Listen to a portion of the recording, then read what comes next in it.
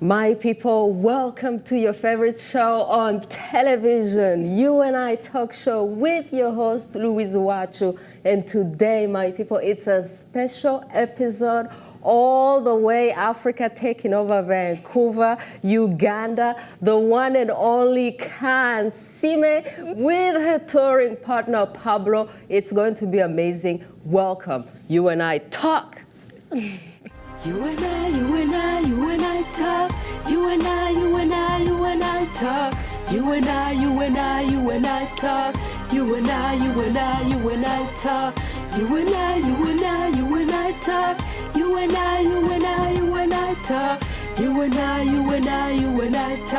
U&I talk.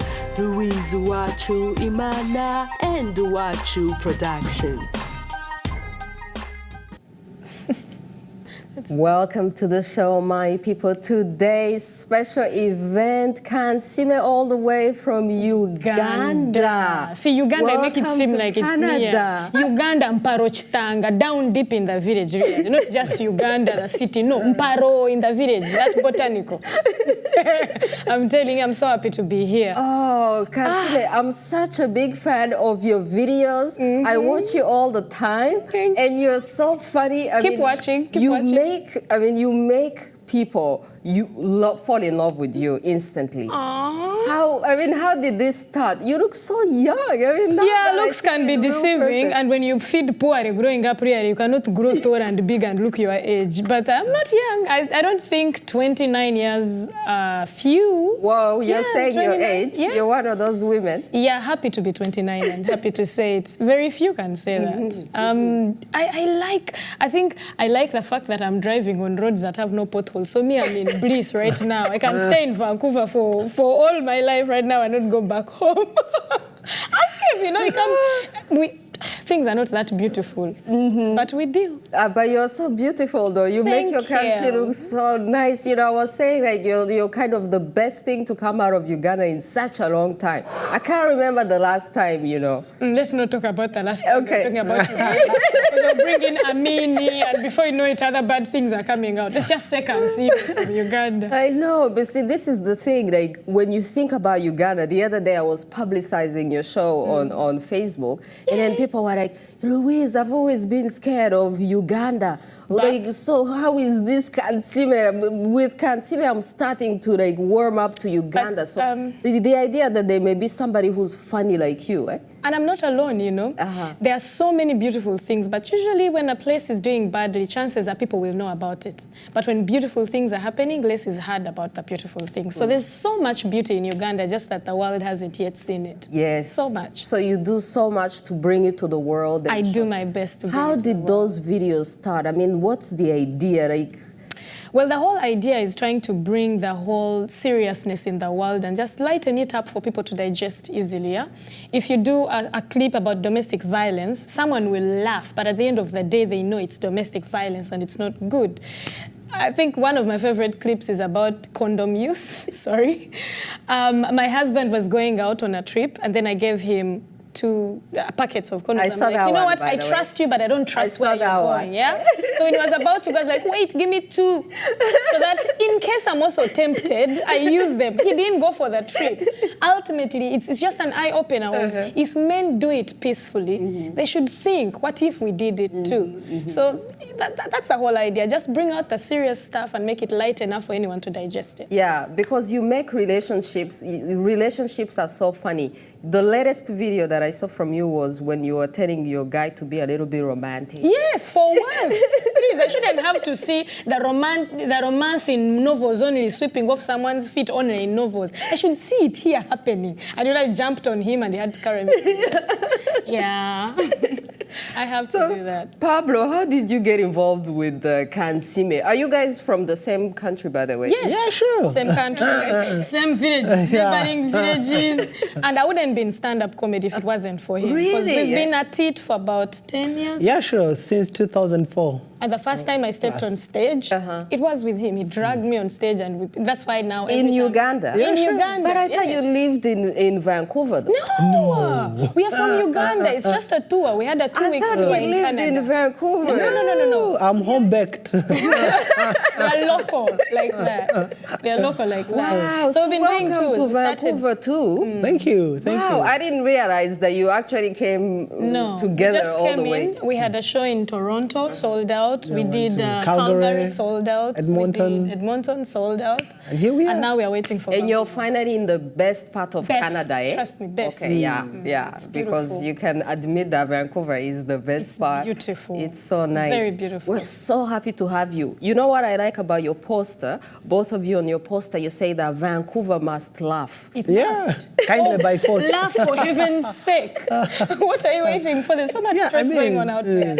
You should laugh. Yeah, so we're going to have to thank you. Like before, when we come back from the break, we're going to take a break. But when I come back from the break, I was thinking of thanking you. This is like humanitarian intervention, you know? The people usually go from here to Africa for humanitarian intervention. We are but you bringing guys, happiness. you're bringing humanitarian intervention to us. Happiness. Isn't that real, man? You know, every 60 seconds, people spend angry. They lose a minute of happiness. So we are here to save that minute. Laugh a little. Thank you so much for being here. Okay, we'll take a short break and then we'll be back. U&I Talk Show with Louise UWACU. We love you, the authors, the musicians, the comedians, the entrepreneurs, and all other talented and inspiring people. Please contact info@uwacu.com to be a guest on the show. Welcome back, my people. We're still talking to our guest, Kansiime and Pablo, all the way from Uganda. Pablo, that's not a Ugandan name.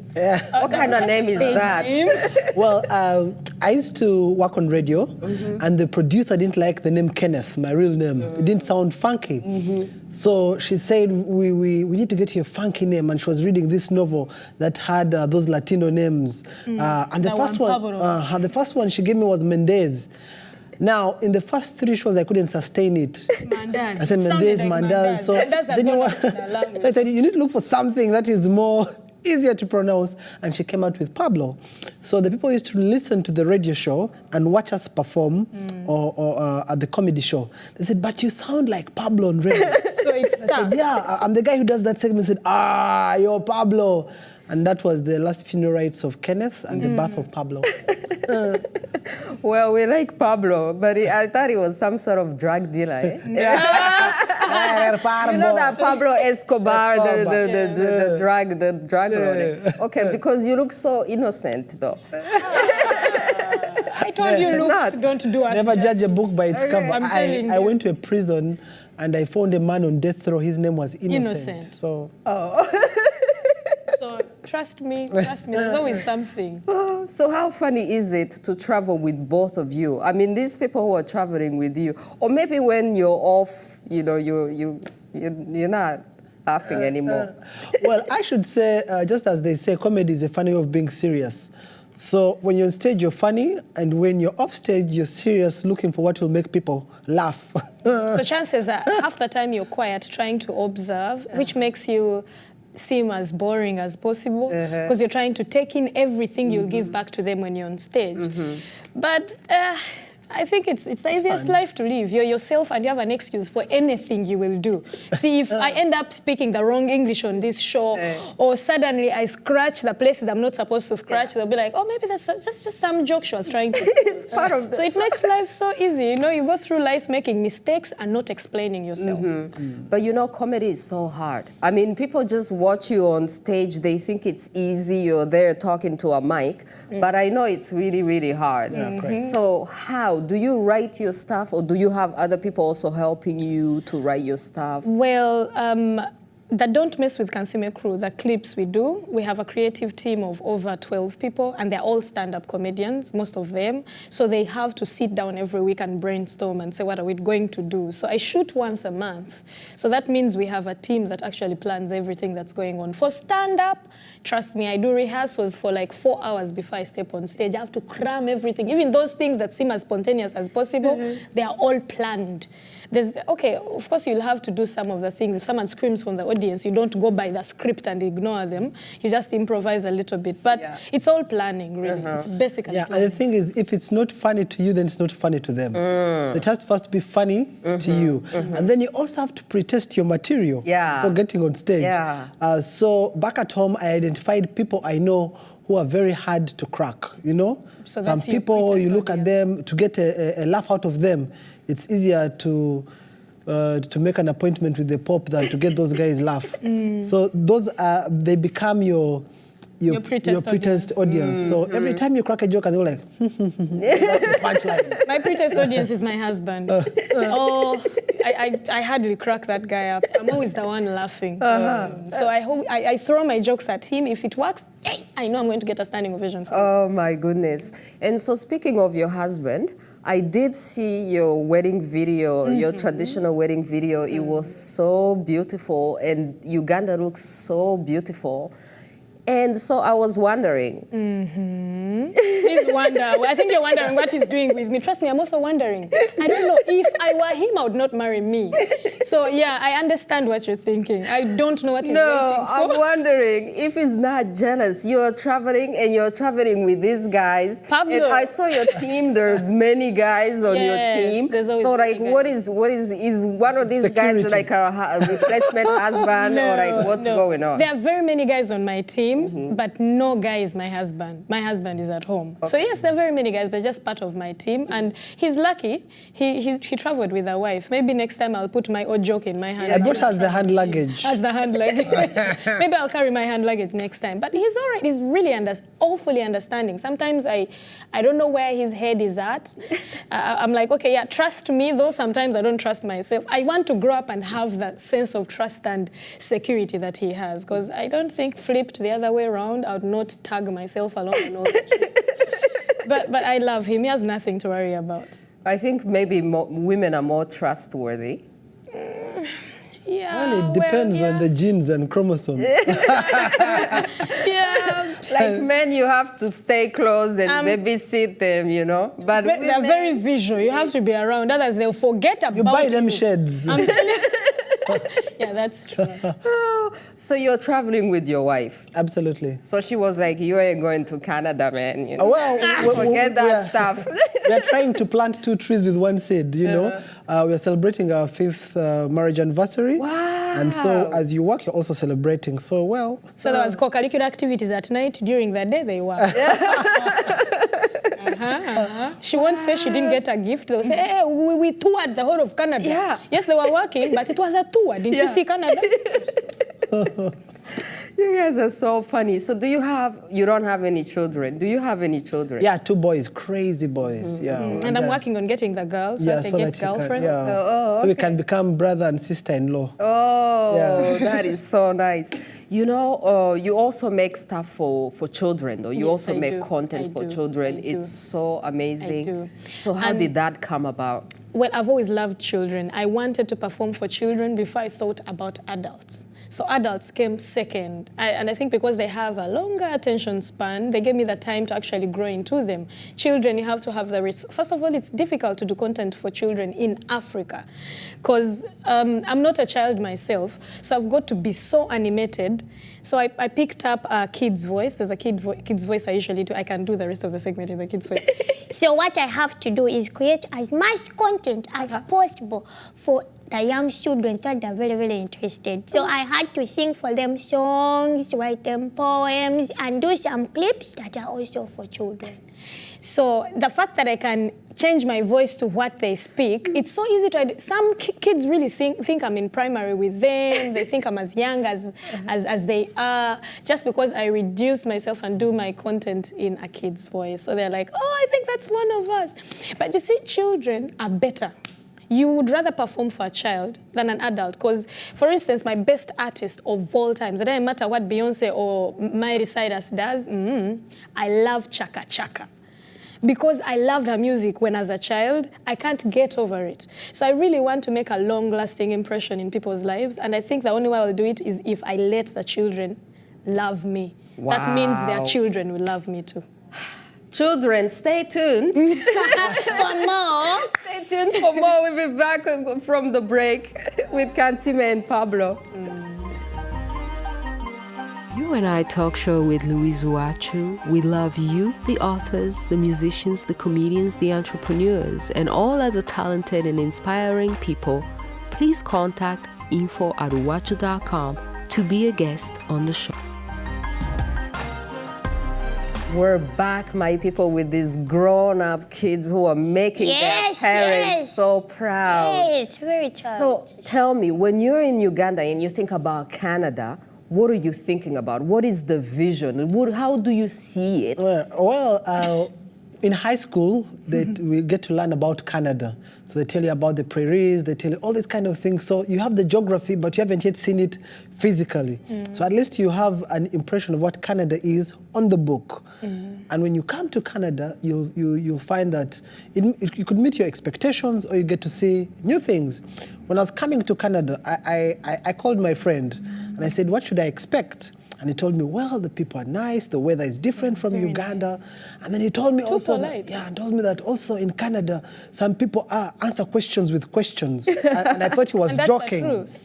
So when we reached the airport, I asked the first Canadian I met, is it true? Is it true that Canadians answer questions with questions? And the guy looked at me and said, who told you? Already, that was the question. So I think that's the one thing at least he knows. And I'm really confused. Being in Vancouver, I expected to come and find. I have a feeling I'm in China somehow, because I don't think I've seen anyone who's not Chinese. Everyone is just, I just need to know what happened. Like, I've always wanted to go to China. And now I don't need to go to China. I've met enough. No, actually, you can tell your people that you've been to Hong Kong. Yeah, I've been to Your Hong tour Kong. in Canada also took you to Hong Kong. Come in this particular part of town, so welcome to Chinatown. I'm like, yeah!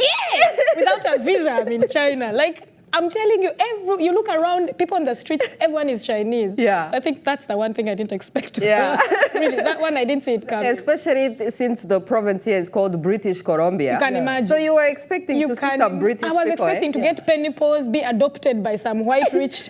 I'm only seeing Chinese, you know? So you can't judge a book by its cover. And I can't judge a book by its cover. It's hard to see someone who's shorter than you, and you assume they are rich.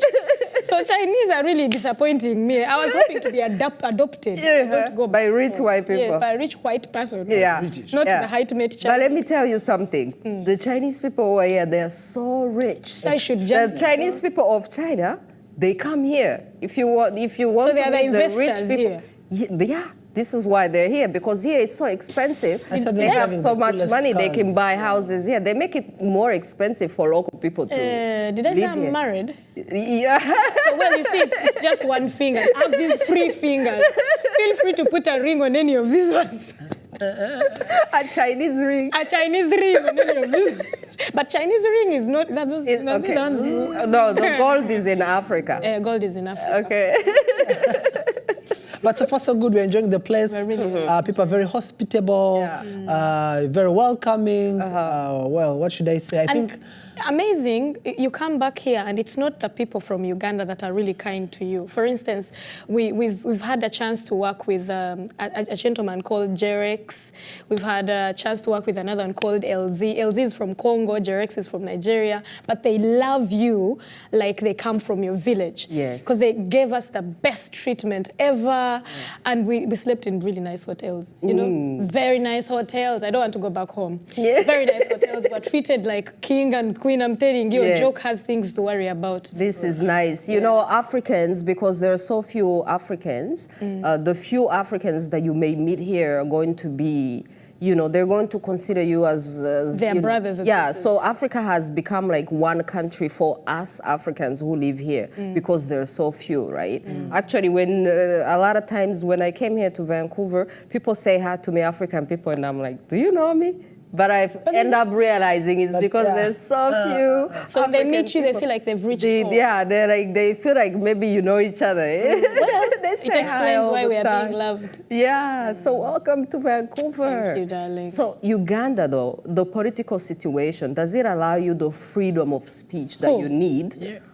to do your comedy, you know, because I saw you make fun of your president. I can do Is that allowed? anytime, any day. That's how good my president is. Wow. I love my president. You'll make him the joke of the day, and it's all right, as long as you're not threatening to take over power. It's all right. You can joke about anything you want if he stays in power. I think at the moment, in the comedy scene, political satire is okay. They won't shoot you. It's much better. We're having a ball, you know. Though I should say the politicians are now becoming the comedians. They're competing with us. And I see it everywhere. I see it. I've been watching the news here. I see the Conservative Party, what's happening. I see what's happening in the US with Donald Trump and all that chaos happening. I see, you know. So the comedy is now... They wish they were comedians. Because, you know, people like comedians. Like me, I like to talk to comedians and artists like you. I would have you on my show, but I wouldn't have a politician on my show. So if a politician wants to be on the show, they have to be funny, you know? So we're making their life hard. You're making their life really hard because they have to live up to you. The people like you. People would tune into the show if it's you, but nobody wants to listen to a boring politician, you know, not even telling what they're supposed to. I was actually at the mall the other day and I met someone who clearly is Indian. Chances are she would have done this, she just didn't want me to laugh or something. And she was like, I really love your work. I'm like, who? Whose work? Because I was shocked. I'm telling you, YouTube has done too much. Yeah. If there was a guy and there's a gentleman called YouTube, I would just tell or joke to calm down and I just go for dinner with that guy. Because YouTube has done so much for me. Like, I'll tell OJ, you calm down. Let me just have dinner with this guy and we'll be fine. All right, my people, let's take a short break and we'll be back in our last segment and still talk to you. Oh my God, I'm enjoying this. You don't want it to end. U&I Talk Show with Louise UWACU. We love you, the authors, the musicians, the comedians, the entrepreneurs, and all other talented and inspiring people. Please contact info@uwacu.com to be a guest on the show. All right, we're back, my people, with Pablo and Kansiime. Thank you so much. You know, I thought he lived in Vancouver. He looks like a guy who lives in Vancouver. I don't know why. Yo, kind of like a what, yo? You know what I'm saying? Wow, suddenly the village judge Muri Kenneth looks like they are from Vancouver. I told you, I thought you're I had leaving me friends. here. So you guys are so free. Like when I see your videos, sometimes you talk about your tribes. Yeah. So it's free for Ugandans to talk about their tribe. I'm from Rwanda, by the way. Oh, see, now you see the reason why you guys get so personal in Rwanda. You have few of them. You have few tribes. In Uganda, you have so many. How many are there? There are 56. Thank you, and more are coming that we probably don't know about. Yeah, plus so if the there are Rwanda. 56, Actually, even Rwanda, the Rwandese language is accepted in our constitution as part of the Ugandan language. That's how open you guys are. Thank you. So you have to talk about yourself so much so that your tribe is the one that is known, you know? Supersedes So it's okay, others. you can pick on anyone you want as long as that makes someone So know people that don't mind when you say, oh, I am Muchiga, this and that. better you say you're a Muchiga. Because then Are you guys Machiga- from the same? Kinda. Yeah. Muchiga is a Mnyankole, but we are all shares. We are all from We the come same from the side. Bantu tribe, so we can understand each other when we speak. The language? Yeah. Okay. And nobody has a problem with this? Well, if I'm a Muchiga, and I am talking about how local Machiga are, we are very, very local, very local. You can hear how I'm speaking. We use all the letters in the word. If I'm saying seriously, I won't say seriously, no, seriously. That's how we say it. So that we use all the letters. She comes, her home it's so remote. They receive the Sunday papers on Wednesday. Thank you very much. So if I'm talking about Bachiga, they should be so happy because then someone in Canada will know that they are Bachiga somewhere. But then it's hard when you're Mchiga and you're joking about, you make a bad joke about Baganda or Basoga. Another tribe, yeah. That gets insensitive, but they can let me get away with anything as long as I'm saying it's by Bachiga for a Mchiga. Okay. And if you're massaging their ego, then You're the best. It's a plus for them. Oh, Yeah. so this is how Ugandans are. I've never been to Uganda, but I have, we have families, those Rwandans who came to Uganda, and then I suppose they found Uganda so beautiful, they decided to come, to never come back to Rwanda. So I hear that I have a family, but I've never seen them. But if in case you see them, say hi. I will. But I'm thinking, after seeing you guys, if you've not been there for some time, I haven't been there for a while. Very, very beautiful. I was there last month and I sold out a show for about 1,500. Wow. And even the first lady came, Janet, she came and it was amazing. They are amazing people. Very You didn't beautiful. make any political jokes? You can't in Rwanda, yeah. Okay, you have not to in be wearing Rwanda. a bulletproof. Rwandans don't have the same sense of humor. yeah. It's a little bit tricky. Wow. So you guys, thank you so much. Oh, no, it's thank you for coming having to the us. end. Is there anything, any shout out that you want to tell your people, and then also shout out your people, anything? Well, first of all, I would like to thank you for hosting us. We don't take it for granted. And secondly, we want to thank our hosts here in Canada that did a great job, Jerex and LZ. Also the people, the Ugandan community in Canada, they did a great job welcoming us. And also I ate matoke and ginats. What are the odds? I'm in Canada and I'm eating my our local favorite dish. home-baked dish. Yeah. Oh, I love matoke too. Yeah, and basically want to thank all those who came for our shows. Well, what should I say? Bless them king size. And to my ninjas, please keep those ninja moves coming. Just keep watching those clips on YouTube. If you stop watching, let me know I'll stop posting. So keep watching the clips on YouTube and I will keep producing so much laughter for everyone. We'll be this humanitarian. Every year we'll come and make you laugh. Yes. And if you may allow me to speak Rwandese, urakoze cyane tunezerewe kubona Louise UWACU. Murakaza neza.